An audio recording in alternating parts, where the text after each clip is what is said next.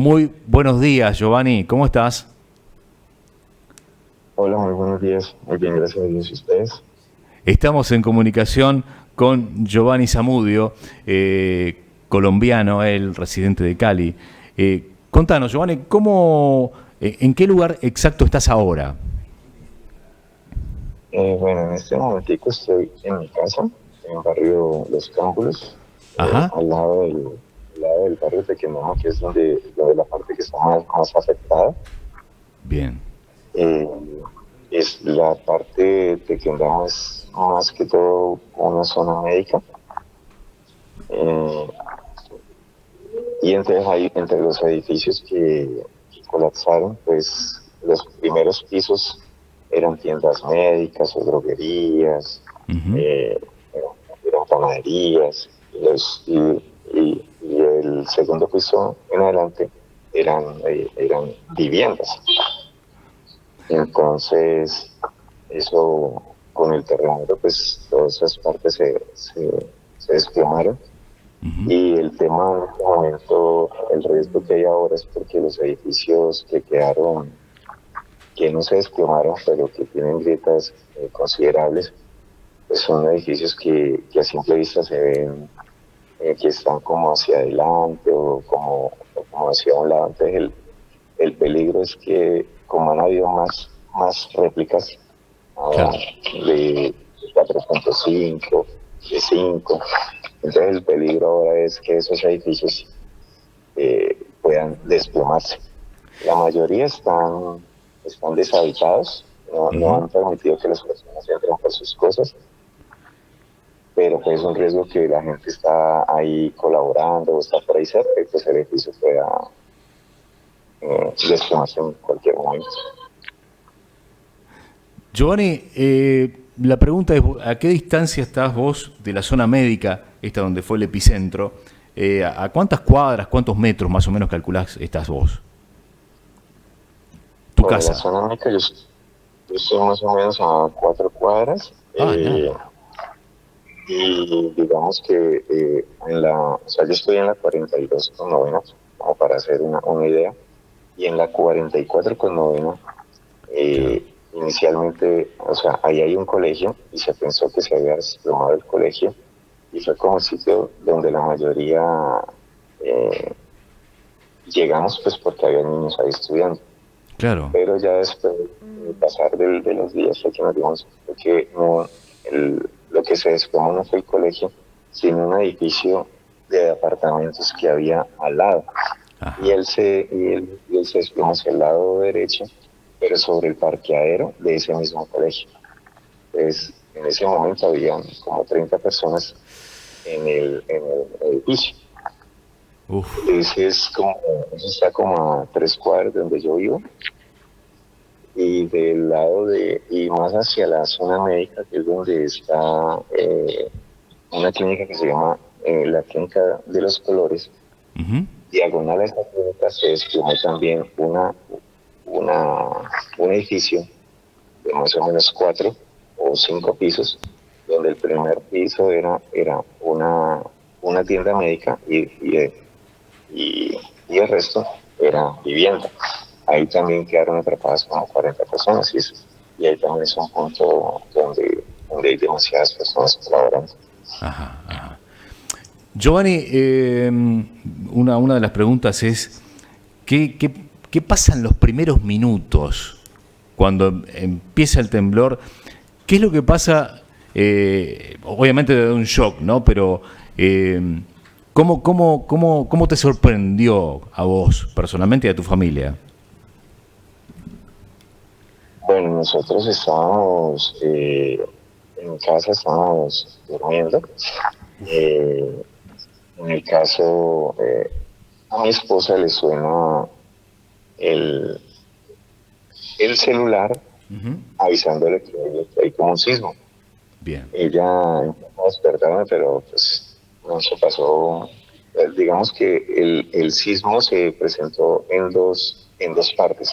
Uno que fue suave, entonces ella ahí es donde ya como que se alerta, pues, Y entonces, cuando ya empieza el segundo, que ya se hace más fuerte, ahí es donde ya salimos, pero llegamos hasta la puerta. De ahí empezó, el sismo empezó durísimo y fue, o sea, para nosotros es larguísimo, fueron como 1 minuto 40 más o menos, pero creímos en algún momento que, que no la lográbamos, Claro. porque la casa, o sea, veíamos al frente las casas como se movían de lado a lado, pero eso era, se movían bastante, no era pues así una oscilación pequeña, sino que eso era como que de izquierda a derecha, pero parejitas. Y nosotros dijimos, no, todas estas casas, o sea, el barrio se va a caer, mejor dicho. Y fue bastante terrible el susto. Las cosas sí, hay vecinos que se les cayeron los televisores, se les Claro. dañaron ventanas. En el caso pues de nosotros no hubo tantos daños internos, pero sí hay casas que se les cayó el techo. Entonces, digamos que esta zona de aquí de los cambios no hubo tanta afectación en el tema de que se hubieran caído las edificaciones, Claro. pero los edificios del barrio donde yo estoy se quedaron totalmente afectados. O sea, o sea, hay un edificio aquí como a media cuadra, una cuadra, como de unos 12 pisos. Ese edificio está gritado por todas partes. No dejan subir a nadie Claro. o sea, por ninguna, ni por ropa, ni por cosas pues que ellos necesitan, ¿no? Una de las imágenes que nos enviaste y que tenemos en pantalla, después las vamos a acomodar un poquito, refieren de cuando el momento en el cual creo que están escuchando, hay un montón de gente sobre una pila de escombros que están escuchando y uno pide silencio. ¿Cómo? Eso es algo que ves habitualmente todo el tiempo ahora. Sí, en estos días que hemos estado yendo pues allá con la familia a retirar escombros, llevamos agua, cosas pues para los rescatistas.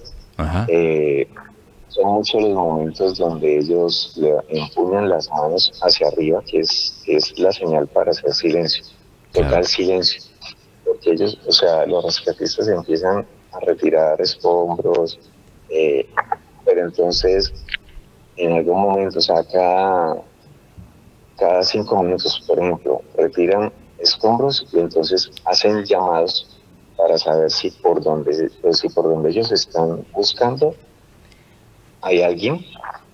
Entonces, pero se hace difícil porque está pues la gente que está chismoseando, el Claro. que está preparando comida para ellos, el que está llegando con insumos. Claro. Entonces, a veces Es un poco es como caótico, ¿no? exacto, porque entonces callar en ese momento, ese poco de personas que hay allí, no sé, 100, 200 personas, entonces, y que el mensaje desde arriba llegue hasta el último que está acá, o a veces están las ambulancias pasando. Ajá. Entonces, en un momento, o sea, que todo el mundo haga el silencio. Entonces, cuando ya se logra eso, hacen el llamado 2 o 3 veces y es quedarse totalmente en silencio porque el más mínimo ruido que Sí, sí, pueda sí. darles una señal de que hay alguien allá, pues es súper importante. Entonces, ese es un tema que es bien, bien complejo. Y lo otro muy gratificante es cuando se logra escuchar algo, que se escucha de pronto que alguien tocó con una varilla algo, Algo, claro. o que se le escucha un grito por allá lejos, entonces ya ellos saben que bueno, por ahí vamos bien, toca seguir removiendo escombros. Al día siguiente de ese terremoto llegó ya maquinaria, llegó grúas, entonces lo hace un poco más rápido, pero sin embargo eh, se sigue, o sea, hay todavía demasiada gente bajo los escombros. Claro, claro. Giovanni, bueno, un informe completísimo, ¿Tenés alguna pregunta, Nicolás o Brenda? Sí, Giovanni, Nicolás te saluda desde este lugar, junto con Brenda, con Juancar, y te agradecemos por estos minutos para relatarnos un poco la situación. Gio, yo te consulto respecto a, bueno, después de unos días de esta situación, ¿cómo es hoy salir a la calle? Hoy salís a la calle y ¿con qué te encontrás? ¿Cuáles son los sentimientos o cuáles son las sensaciones que te quedan a vos o que vos percibís que también le pasan a tus vecinos que han tenido que, por supuesto, vivir esta situación tan estremecedora? Bueno, pues como yo estoy en la zona donde prácticamente pasó todo, el sentimiento es partido. ¿Por qué? Porque uno es de alegría, porque usted ve en los puntos donde hay derrumbes, hay demasiada gente colaborando. Claro. Lo otro es que ya gracias a Dios están diciendo que ya no lleven más ayudas porque están, o sea, gracias a Dios esos puntos ya están saturados, o sea, tienen demasiada agua. Hay personas que se han ido para esos puntos y están con ollas, hacen almuerzos, hacen entre días, hacen comida para los rescatistas. Entonces ya tienen, o sea, por ese lado las ayudas están bastante. Lo que se pide ahora es como guantes, como linternas, vienen cosas para que puedan como romper pues hierros, por ese estilo. Y lo otro es pues que uno todavía sigue con la esperanza cuando usted sale y darse cuenta que todavía falta mucho por remover esos escombros, que hay mucha gente todavía bajo esos escombros, Uh-huh. que no se sabe pues si cuántos fallecidos se hayan encontrado. Y pues el momento gratificante es cuando logran rescatar a alguna persona. Sí, y tema servicios, digo, por el día a día, ¿no?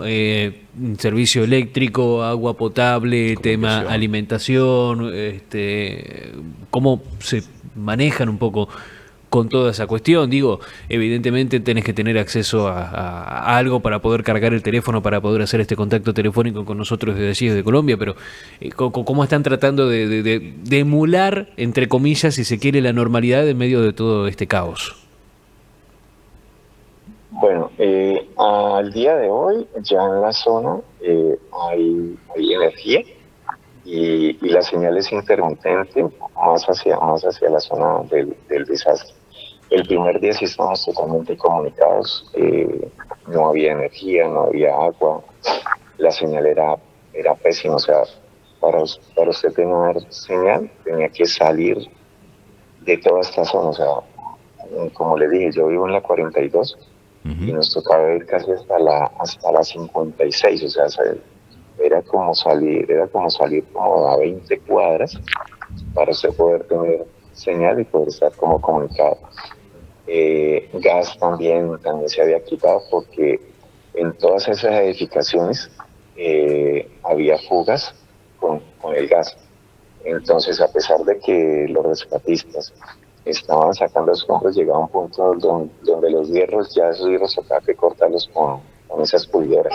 Claro. Y eso hace chispa y pues era peligroso. Claro. El agua pues también, porque esos tubos se habían colapsado también. Entonces, poner el agua ese mismo día era pues que de pronto se inundaran, y si había alguien allí pues podía claro. quedar ahí pues ahogado. Entonces con el pasar de los días fueron implementando cosas. Lo primero que colocaron fue el agua, después colocaron energía. El gas sí en esa zona está congelado porque pues es difícil como quitar el gas para todas esas partes. Claro. Ya la cosa sí mejora un poco, pero por lo menos aquí en mi casa digamos que ya está normal. Pero si ingresas allá donde está todo como desastre y la comunicación se complica. Bien, bien. Brenda, ¿tenés alguna pregunta? Sí, buen día, Giovanni. Te saluda Brenda. Quería, en primer lugar, solidarizarnos con vos y con todo el pueblo colombiano y preguntarte, o si querés, aprovechando estos minutos que tenés y esta ventana, ¿qué cosas se estarían necesitando o pidiendo en esta situación? Buenos días, Brenda. Bueno, como les decía ahora rato, en el tema de alimentos, para los rescatistas, ya digamos que ellos están full en esos puntos. Lo que se está tratando de concentrar ahorita es para las otras ciudades, para los otros pueblos. Por ejemplo, para Buenaventura, están saliendo ayudas en este momento por tierra para Buenaventura, para Chocó, que es donde fue el epicentro. Y esta mañana están manejando información para llevar a los pueblos cercanos como Roldanillo, como El Cairo, que son pueblos, digamos, son emblemáticos, son turísticos, pero esos pueblos en el 80% quedaron destruidos. Entonces, todo está concentrado prácticamente en las ciudades principales, pero esas partes también necesitan, ellos sí necesitan todo, ayuda, linternas, cascos, baldes para sacar escombros. Claro. Pues, digamos que Cali, pues por el momento está bien en cuanto a cantidad de personas y en cuanto a insumos. Bien, Giovanni, Gracias. muchísimas gracias por la comunicación. Te deseamos, bueno, que siga fluyendo esto de la solidaridad entre la gente y deseamos que se puedan recuperar de a poco. Muchísimas gracias por las imágenes, por este rato que te tomaste. Sé que estás haciendo cosas, yendo y viniendo. Ahí son como las 9 de la mañana ahora, ¿no? Más o menos. Sí, son las 9 de la mañana. Entonces. Bien. Bueno, Giovanni, mil gracias. Déjame agradecerte a vos y a Carlos y a John, que hicieron de puente.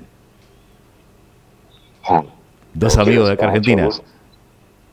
Sí, señor. Es con mucho gusto y que podamos ayudar en información cuando quieran. Bueno, muchísimas gracias. Nos estamos hablando, Giovanni. Gracias, Giovanni. Bueno, abrazo enorme. Un gustazo, amigo. Bueno, Nos vemos. Bueno, gracias. Gracias.